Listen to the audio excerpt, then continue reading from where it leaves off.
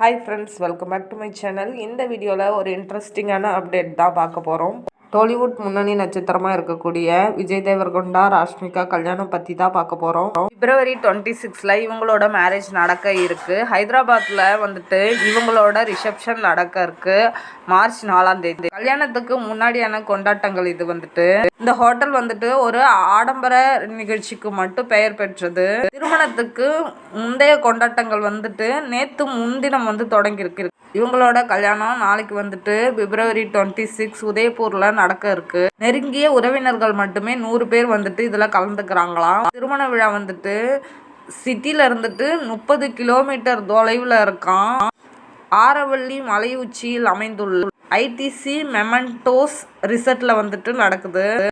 மலைப்பகுதி பார்த்திங்கன்னா விரிவான தோட்டங்களுக்கு மத்தியில் உள்ள ஆடம்பர ரிசர்ட். இந்த ஹோட்டல் வந்துட்டு தனி உரிமைக்கு பெயர் பெற்றதான். இதில் வந்துட்டு 117 அறைகள் இருக்கான். 3000 பேர் வந்துட்டு தங்கலாமா.